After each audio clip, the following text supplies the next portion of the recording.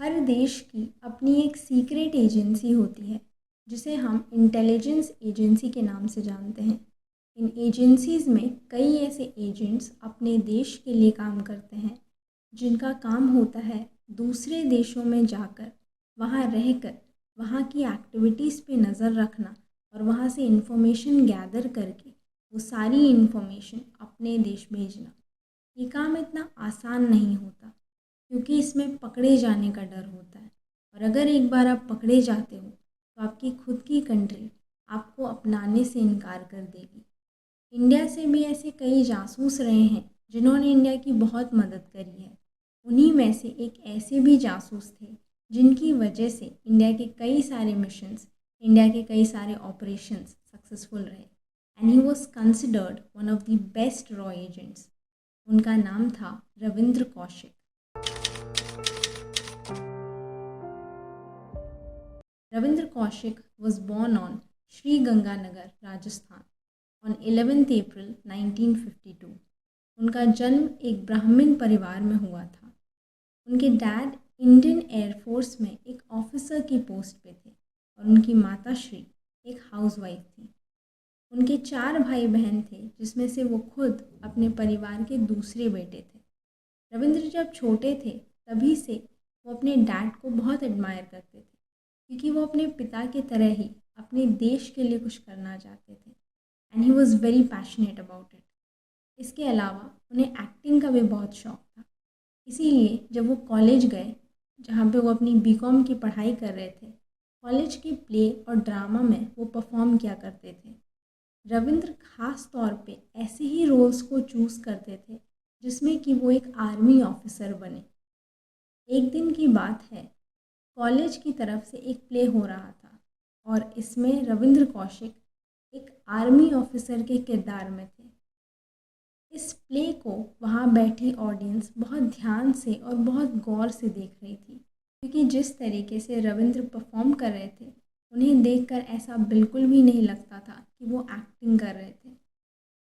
उन्हीं ऑडियंस में कुछ लोगों की नज़र रविंद्र कौशिक पे पड़ी।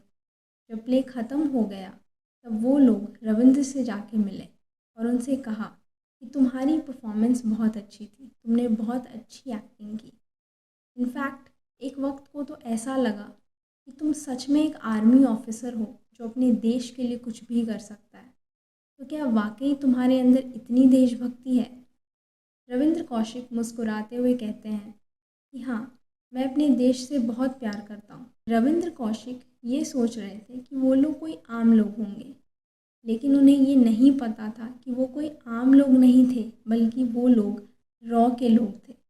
Research and analysis wing, India की सबसे बड़ी इंटेलिजेंस एजेंसी के लोग थे वो। उन लोगों ने रविंद्र से कहा कि तुम दिल्ली आओ, तुमसे तुम्हारे जॉब के बारे में बात करनी है। रविंद्र दिल्ली जाने के लिए मान जाते हैं और कुछ ही दिनों के बाद वो दिल्ली जाते हैं। दिल्ली जाने के बाद वो उन लोगों से मिलते हैं और उन लोगों से मिलने के बाद उन्हें पता चलता है कि उन्हें एक सिंपल सरकारी नौकरी देने के लिए नहीं बुलाया गया था, बल्कि उन्हें एक रॉ एजेंट बनने के लिए बुलाया गया था। रविंद्र कौशिक पहली बार रॉ शब्द सुन रहे थे। रॉ के लोग उन्हें रॉ के बारे में बताते हैं और उनसे पूछते हैं, क्या तुम हमारे लिए काम करोगे? क्या तुम एक रॉ एजेंट बनोगे? रविंद्र कौशिक चाहते तो वो रॉ को मना कर सकते थे, वो दिल्ली से सीधे अपने घर वापस आ सकते थे, लेकिन उन्होंने ऐसा नहीं किया। उन्होंने रॉ को मना नहीं किया, इनफैक्ट रॉ के इस ऑफ़र को एक्सेप्ट कर लिया, ये जानते हुए भी कि इस काम में कितना खतरा था, एक जासूस की ज़िंदगी कितनी खतरनाक होती है। लेकिन उन्हें इस बात से कोई फ़र्क नहीं पड़ता था। रॉ से मिलने के बाद रविंद्र वापस अपने घर आते हैं और घर आकर वो यही कहते हैं कि मुझे एक सरकारी नौकरी मिल गई है और मैं कॉलेज ख़त्म होने के बाद ज्वाइन करूँगा। लेकिन वो किसी से भी ये नहीं कहते कि वो रॉ के लिए काम करने वाले थे, एक सीक्रेट एजेंट के तौर पे। उनकी पढ़ाई कंप्लीट होती है और कॉलेज ख़त्म होने के बाद उनकी ट्रेनिंग शुरू होती है। उन्हें एक ख़ास मिशन के लिए तैयार किया जा रहा था। उन्हें पाकिस्तान जाकर वहाँ रहकर वहाँ की आर्मी और वहाँ के आईएसआई यानी कि वहाँ की इंटेलिजेंस एजेंसी पे नज़र रखना था और उनकी एक्टिविटीज़ पे भी नज़र रखना था और उन वहाँ से सारी इन्फॉर्मेशन कलेक्ट करके उन्हें इंडिया रॉ के पास भेजना था। तो इस मिशन के लिए उन्हें सब कुछ सिखाया जाता है। पाकिस्तान में के लोग कैसे रहते हैं, उनका रहन सहन कैसा है, वो कैसे बात करते हैं, उनके बात करने का तरीका क्या है, वो क्या खाते हैं, कैसे खाते हैं, इन शॉर्ट एवरीथिंग। पाकिस्तान के कई इलाकों में पंजाबी भी बोली जाती है और रविंद्र कौशिक को पंजाबी पहले से आती थी, लेकिन जो उन्हें नहीं आती थी वो थी उर्दू, और इसीलिए उन्होंने उर्दू भी सीखा। उनकी ये ट्रेनिंग लगभग 2 साल तक चली और ट्रेनिंग ख़त्म होने के बाद वो यही एक्सपेक्ट कर रहे थे कि अब रॉ उन्हें पाकिस्तान भेजेगा, लेकिन रॉ ऐसा नहीं करती। इसलिए क्योंकि रविंद्र कौशिक अभी अभी जासूसी की दुनिया में आए थे और उन्हें एकदम से एक बड़े मिशन के लिए भेजना, इसमें खतरा बहुत ज़्यादा था, वो पकड़े जा सकते थे। इसीलिए रॉ ने उन्हें परखने के लिए 6 से 7 अलग अलग देशों में भेजा। रविंद्र कौशिक ने अपना बेस्ट दिया और अपनी पूरी मेहनत से काम किया और अब रॉ भी उनके काम से खुश थी। और अब रविंद्र कौशिक पाकिस्तान जाने के लिए रेडी थे, लेकिन अभी भी एक काम बाकी था। इंडिया में रविंद्र कौशिक की आइडेंटिटी को मिटाना, ताकि पाकिस्तान में एक नई आइडेंटिटी को स्टैब्लिश किया जा सके। और इसके लिए इंडिया के रिकॉर्ड से रविंद्र कौशिक के नाम की डेथ हो गई और अब उनका नया नाम था नाबी अहमद शकीर। उन्हें पाकिस्तान में एक घर दिलाया जाता है, उनकी एक आइडेंटिटी कार्ड बनाई जाती है और वो सब कुछ प्रोवाइड किया जाता है जो वहाँ रहने के लिए ज़रूरी था। और अपने इस नए नाम के साथ रविंद्र कौशिक 1975 में पाकिस्तान चले जाते हैं। पाकिस्तान आने के बाद रविंद्र कौशिक रॉ के लिए छोटे मोटे काम करते हैं, एकदम से कुछ बड़ा नहीं कर रहे होते, क्योंकि वो पकड़े जा सकते थे और क्योंकि वो पाकिस्तान अभी अभी आए थे, तो उनकी वहाँ ज़्यादा लोगों से जान पहचान भी नहीं थी। वहाँ के लोगों से घुलने मिलने के लिए रविंद्र कौशिक ने कराची यूनिवर्सिटी में LLB में एडमिशन ले लिया और वहाँ वो पढ़ने लगे। पढ़ने के दौरान वहाँ उनके कई सारे दोस्त बने और धीरे धीरे करके वो वहाँ के लोगों से काफ़ी ज़्यादा घुल मिल गए। लेकिन उन्हें कुछ इम्पॉर्टेंट इन्फॉर्मेशन नहीं मिल रही थी जिसे वो इंडिया रॉ के पास भेज सके। एक दिन वो चाय पी रहे होते हैं और चाय पीने के दौरान वो न्यूज़पेपर भी पढ़ रहे होते हैं। जब वो न्यूज़पेपर पढ़ रहे थे तभी उनकी नज़र न्यूज़पेपर के एक आर्टिकल पे पड़ी। पाकिस्तानी आर्मी में ज्वाइन होने की एक वैकेंसी निकली हुई थी। रविंद्र कौशिक ने सोचा, अगर मैं पाकिस्तानी आर्मी में घुस गया तो जो इन्फॉर्मेशन मुझे आर्मी के अंदर रहकर मिलेगी वो इन्फॉर्मेशन मुझे कहीं नहीं मिल सकती है, और इसीलिए उन्होंने पाकिस्तानी आर्मी को ज्वाइन करने का सोचा। लेकिन वो इस बारे में पहले रॉ से बात करते हैं। रॉ को उनके इस फैसले से कोई आपत्ति नहीं थी और इसीलिए रॉ ने उन्हें हाँ भी कर दिया।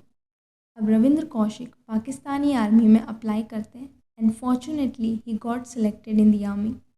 अब वो आर्मी के अंदर रहते हैं, वहाँ काम करते हैं, वहाँ के लोगों से जान पहचान बढ़ाते हैं और धीरे धीरे करके वो वहाँ के लोगों का भरोसा भी जीत लेते हैं। अब पाकिस्तानी आर्मी उन पे भरोसा कर रही थी और वहाँ काम करने के दौरान वो मेजर की पोस्ट पे भी गए। And this was one of his biggest achievements, क्योंकि खुद रॉ भी उनके इस अचीवमेंट से सरप्राइज थी। उन्होंने बिल्कुल नहीं सोचा था कि रविंद्र कौशिक कुछ ऐसा करेंगे। अब रविंद्र कौशिक वहाँ काम करते करते अपना पूरा ध्यान पाकिस्तान की पावर प्लांट्स, वहाँ की आर्मी और वहाँ के ISI की एक्टिविटीज़ पे लगाते हैं। इन सारी चीज़ों के बारे में वो इन्फॉर्मेशन इकट्ठा करते हैं और वो सारी इन्फॉर्मेशन धीरे धीरे करके वो इंडिया रॉ के पास भेजने लगते हैं। उनकी दी गई इन्फॉर्मेशन की वजह से इंडिया के कई सारे मिशंस, इंडिया के कई सारे ऑपरेशंस सक्सेसफुल रहे और उनकी दी गई इन्फॉर्मेशन की वजह से ही कई सारे लोगों की जानें भी बची। रॉ उनके इस काम से बहुत खुश थी और उनके काम से खुश होकर इंडिया के उस वक्त के होम मिनिस्टर ने उन्हें द ब्लैक टाइगर का टाइटल भी दिया। इन सब के अलावा उनकी पर्सनल लाइफ में भी बहुत कुछ चल रहा था। पाकिस्तान में एक लड़की थी जिनसे उन्हें प्यार हो जाता है। उनका नाम था अमानत। अमानत से प्यार करने का ये मतलब नहीं था कि वो अपने फ़र्ज़ को भूल गए थे या वो अपने मिशन को कॉम्प्रोमाइज़ कर दें। इनफैक्ट अमानत से शादी करने से उनके मिशन में बहुत मदद मिलती, इसीलिए उन्होंने अमानत से शादी करने का सोचा और वहाँ उन पे कोई शक भी नहीं करता। इनफैक्ट सबको यही लगता कि ये पाकिस्तान का एक आम नागरिक है और इसीलिए उन्होंने अमानत से शादी भी कर ली। उनका एक बेटा भी हुआ, लेकिन अमानत को नाबी अहमद शकीर की सच्चाई पता नहीं थी, क्योंकि खुद रविंद्र कौशिक ने उन्हें अपने बारे में कुछ भी नहीं बताया था। पाकिस्तान में रहते हुए उन्हें अब लगभग 6 साल हो चुके थे और इसी दौरान 1981 आ जाता है। इंडिया में रविंद्र कौशिक के छोटे भाई की शादी थी और उन्हें इस शादी में शामिल होना था, क्योंकि वो अपने छोटे भाई से बहुत प्यार करते थे और इसीलिए उन्होंने रॉ से रिक्वेस्ट करी कि आप प्लीज़ मुझे इंडिया आने की परमिशन दीजिए। रॉ इस तरीके की पर्सनल चीज़ों के लिए कभी अलाउ नहीं करती, क्योंकि इसमें रिस्क भी बहुत ज़्यादा होता है और एक गलती बहुत भारी पड़ सकती है। लेकिन क्योंकि रविंद्र कौशिक ने इससे पहले कभी इतना ज़्यादा रिक्वेस्ट नहीं किया था और रॉ भी उनके काम से बहुत इम्प्रेस थी, इसीलिए रॉ ने उन्हें परमिशन दे दिया इंडिया आने के लिए, लेकिन एक शर्त पे। उनसे कहा गया कि आप पहले पाकिस्तान से दुबई आओगे और फिर दुबई से इंडिया आओगे। रविंद्र कौशिक ठीक वैसा ही करते हैं। वो पहले पाकिस्तान से दुबई आते हैं और फिर दुबई से इंडिया आते हैं। वो अपने घर 6 साल बाद आए थे। वो अपने भाई की शादी में शामिल होते हैं और कुछ दिनों के लिए वो अपने घर अपने परिवार के साथ ही रहते हैं।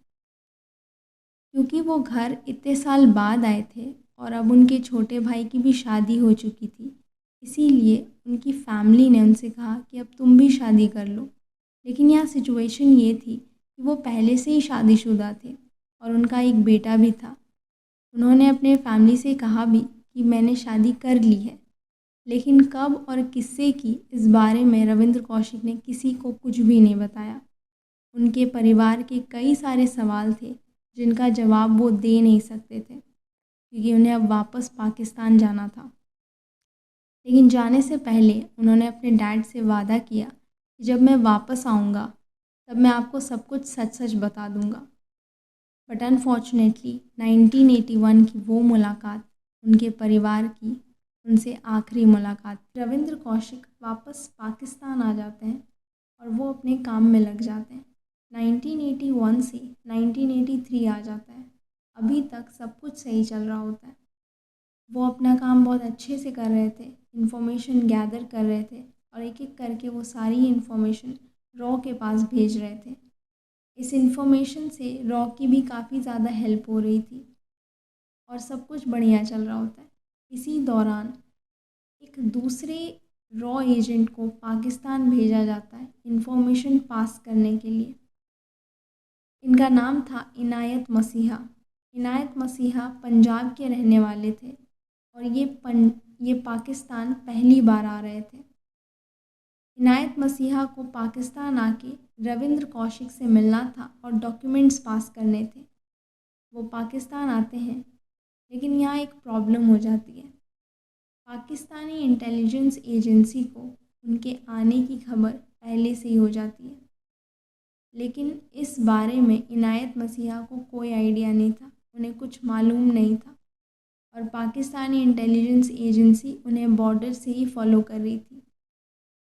रास्ते में ही पाकिस्तानी इंटेलिजेंस के लोग इनायत मसीहा को पकड़ लेते हैं और उन्हें बहुत बुरे तरीके से टॉर्चर किया जाता है। उनसे पूछा जाता है कि तुम पाकिस्तान क्यों आए हो और तुम्हारा मिशन, तुम्हारा प्लान क्या है। इनायत मसीहा इस टॉर्चर को सह नहीं पाते हैं और वो सब कुछ सच सच बता देते हैं। वो कहते हैं कि मेरा नाम इनायत मसीहा है और मैं एक रॉ एजेंट हूँ। मैं यहाँ रविंद्र कौशिक से मिलने आया हूँ डॉक्यूमेंट्स पास करने के लिए। रविंद्र कौशिक का पाकिस्तान में नाम है नाबी अहमद शकीर। जैसे ही पाकिस्तानी आर्मी के लोग ये नाम सुनते हैं, उन्हें यकीन नहीं हो रहा था कि जिस आदमी पे वो इतने सालों से आंख मूंद कर भरोसा कर रहे थे, वो एक रॉ एजेंट निकलेगा इस एक कन्फेशन की वजह से। रविंद्र कौशिक की इतने सालों की मेहनत पे पानी फिर गया था। पाकिस्तानी आर्मी के कमांडर्स आपस में बातचीत करते हैं और एक प्लान बनाते हैं। वो लोग इनायत मसीहा के पास आते हैं। वो लोग इनायत मसीहा से कहते हैं कि तुम जिस काम से आए हो वो जाके पूरा करो। तुम उस आदमी से जाके मिलो, डॉक्यूमेंट्स पास करो बताए हुए लोकेशन और टाइम पे, और कोई भी होशियारी मत करना क्योंकि हम तुम्हारे पीछे होंगे। इनायत मसीहा ठीक वैसे ही करते हैं जैसे उन्हें इंस्ट्रक्ट किया गया था। वो एक पार्क में पहुंचते हैं। जिस टाइम पे उन्हें बुलाया गया था उसी टाइम पे उनके हाथ में एक डॉक्यूमेंट था। वो उस डॉक्यूमेंट को पास में रखी एक बेंच पे रख देते हैं और वहाँ से चले जाते हैं। थोड़ी देर के बाद वहाँ एक आदमी आता है और उस डॉक्यूमेंट को उठा लेता है। जैसे ही वो आदमी उस डॉक्यूमेंट को उठाता है, पाकिस्तानी आर्मी के लोग जो उस पार्क में छिपे हुए थे वो लोग उस आदमी को पकड़ लेते हैं। वो आदमी कोई और नहीं बल्कि रविंद्र कौशिक थे। रविंद्र कौशिक को ये नहीं समझ आ रहा था कि वो कैसे पकड़े गए। उनके इस प्लान के बारे में पाकिस्तानी आर्मी को कैसे पता चला। जब उन्हें इंटेरोगेशन के लिए लाया जाता है तब उन्हें इनायत मसीहा के बारे में बताया जाता है, जिसके बाद उन्हें समझ आ जाता है कि वो कैसे पकड़े गए। रविंद्र कौशिक को बहुत टॉर्चर किया जाता है और पाकिस्तानी आर्मी उनसे बार बार एक ही सवाल करती थी कि तुमने कौन सी और कितनी सारी इन्फॉर्मेशन इंडिया रॉ के पास भेजा है। लेकिन रविंद्र कौशिक ने पाकिस्तानी आर्मी को कुछ नहीं बताया। ये टॉर्चर लगभग 2 साल तक चला और 2 साल तक वो ये सब कुछ सहते रहे अपने देश के लिए और अपने फ़र्ज़ के लिए, लेकिन पाकिस्तानी आर्मी को कोई इन्फॉर्मेशन नहीं दी। 2 साल के बाद जब पाकिस्तानी आर्मी को ये यकीन हो गया कि इस आदमी से हमें कोई इन्फॉर्मेशन नहीं मिलेगी, तब उन लोगों ने उन्हें जेल भेज दिया और 1985 में पाकिस्तान में उन्हें फांसी की सज़ा सुना दी। उन्हें अलग अलग जेल में रखा गया ताकि वो भाग ना पाए। और इसी दौरान उन्होंने इंडिया अपने परिवार के पास कुछ लेटर्स भी लिखे। इन्हीं लेटर्स की वजह से उनकी फैमिली को पहली बार ये पता चला कि उनका बेटा एक रॉ एजेंट है और अब वो पाकिस्तान की जेल में कैद है। वो इन लेटर्स को लेकर के कई सारी मिनिस्ट्रीज़ में जाते हैं, रॉ के पास जाते हैं, लेकिन रॉ उन्हें ये कह के डिनाई कर देती है कि रविंद्र कौशिक नाम के किसी भी इंसान को हम नहीं जानते और ये आदमी हमारे लिए काम नहीं करता है। उनकी मदद किसी ने भी नहीं की, गवर्नमेंट ने भी उनकी हेल्प नहीं करी। रविंद्र कौशिक को ये उम्मीद थी कि रॉ उन्हें बचा लेगी, वो लोग उन्हें पाकिस्तान से छुड़वा लेंगे, but unfortunately he was wrong. Ravindra Kaushik की हालत दिन ब दिन ख़राब हो रही थी, उनकी तबीयत बिगड़ रही थी और उन्हें फांसी होने से पहले टीबी हो जाता है, जिसके वजह से 1 नवंबर 2001 को उनकी डेथ हो जाती है। उनकी डेथ होने के बाद उनकी बॉडी को उसी जेल के पीछे दफना दिया जाता है, क्योंकि पाकिस्तान के लिए वो नाबी अहमद शकीर थे, ना कि रविंद्र कौशिक। इसीलिए मुस्लिम रिवाजों के हिसाब से उन्हें दफना दिया जाता है। रविंद्र कौशिक ने अपने लास्ट लेटर में लिखा था कि अगर मैं एक अमेरिकन होता तो मैं 3 दिनों के अंदर जेल के बाहर होता। This arises a big question on the Indian government. और ये कहानी सिर्फ एक रॉ एजेंट की नहीं है, बल्कि ऐसे कितने एजेंट्स हैं जिनके बारे में तो शायद हम जानते भी नहीं हैं। जिस आदमी ने इंडिया के लिए इतना सब कुछ किया, उसे इंडिया ने भुला दिया। And this is one of the most saddening cases.